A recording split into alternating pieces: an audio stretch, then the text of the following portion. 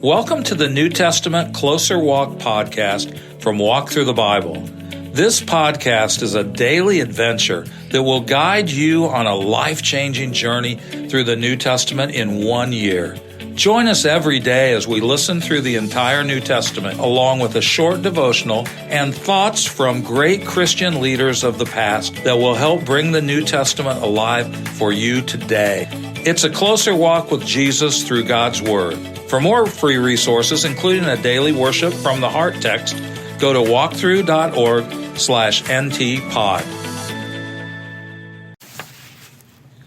Someday will be the last day, and this gospel of the kingdom will be preached in the whole world as a testimony to all nations, and then the end will come. Matthew 24:14. The end. Those words often mark the last page, the last scene, the conclusion. Like the referee's gun when time has expired, they remind us how finite life is. Tomorrow will not always be a continuation of today. Someday will mark the last day of life as we now know it, and then the end will come. Just before his own earthly life ended, Jesus described the end and the events preceding it. F.B. Meyer shows how contemporary these 2,000-year-old warnings are. Walk with F.B. Meyer, an English pastor who cared for the needy. The signs of the times in our day are much as they were then. People still love pleasure rather than God. Those who want to live a godly life must still be prepared to suffer persecution. The forms of hatred and dislike of the gospel change, but the hatred of the cross is as deeply rooted as ever. There are abroad today the seeds of hurtful and false doctrine. Propagated by the spoken word and written page, they produce unrest in the young and unstable. We must judge these damaging teachings not by their pleasant and innocent appearance, but by their effect on heart and character. Today's New Testament reading is Matthew chapter 24. Matthew 24. Jesus left the temple and was walking away when his disciples came up to him to call his attention to its buildings. "Do you see all these things?" he asked. "Truly I tell you, not one stone here will be left on another. Every one will be thrown down." As Jesus was sitting on the Mount of Olives, the disciples came to him privately. "Tell us," they said, "when will this happen? And what will be the sign of your coming and of the end of the age?" Jesus answered, "Watch out that no one deceives you. For many will come in my name, claiming, 'I am the Messiah,' and will deceive many.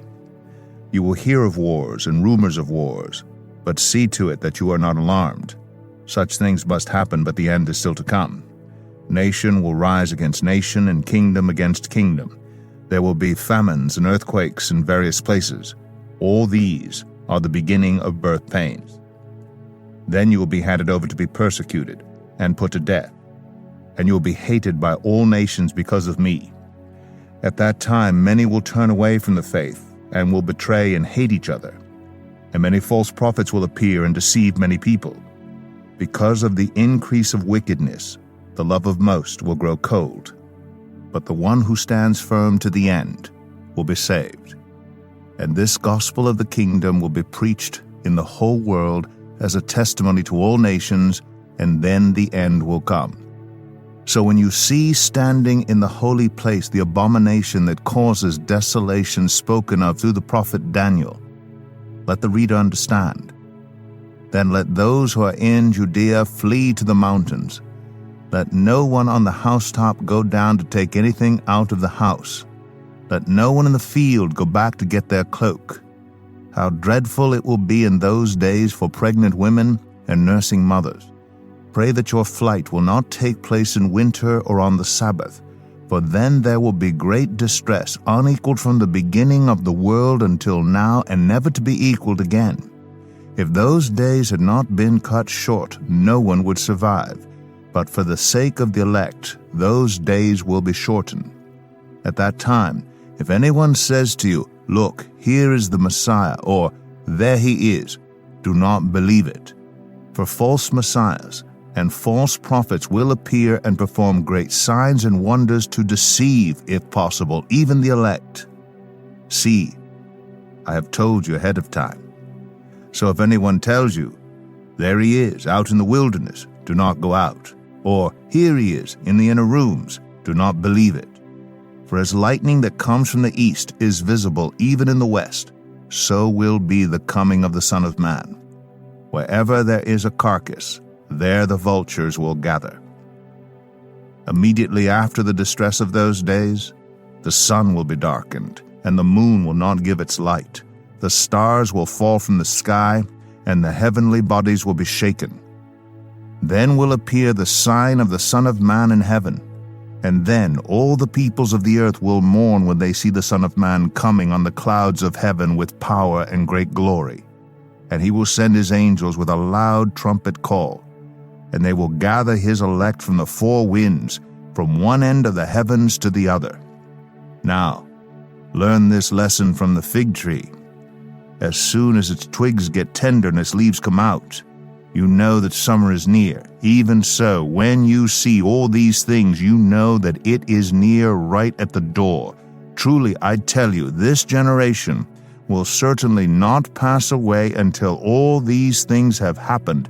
Heaven and earth will pass away, but my words will never pass away. But about that day or hour no one knows, not even the angels in heaven nor the Son, but only the Father. As it was in the days of Noah, so it will be at the coming of the Son of Man.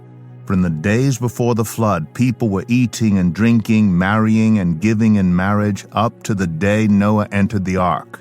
And they knew nothing about what would happen until the flood came and took them all away. That is how it will be at the coming of the Son of Man. 2 men will be in the field, one will be taken and the other left. 2 women will be grinding with a hand mill, one will be taken and the other left. Therefore keep watch, because you do not know on what day your Lord will come. But understand this, if the owner of the house had known at what time of night the thief was coming, he would have kept watch, and would not have let his house be broken into. So you also must be ready, because the Son of Man will come at an hour when you do not expect him. Who then is the faithful and wise servant, whom the master has put in charge of the servants in his household to give them their food at the proper time? It will be good for that servant whose master finds him doing so when he returns. Truly, I tell you, he will put him in charge of all his possessions. But suppose that servant is wicked and says to himself, 'My master is staying away a long time,' and he then begins to beat his fellow servants and to eat and drink with drunkards. The master of that servant will come on a day when he does not expect him, and at an hour he is not aware of. He will cut him to pieces and assign him a place with the hypocrites, where there will be weeping and gnashing of teeth." Wars, rumors of wars, famine, epidemics, earthquakes, false prophets, lukewarm love. Jesus was right. The outlook wouldn't be too comforting just before the end, but the uplook still as bright as the promises of God, and there is good news to share with a dying world. As a child of God, you have the privilege of introducing others to Jesus. It's as simple as telling someone what you know to be true about him. But don't put it off. The end has a way of coming when we least expect it.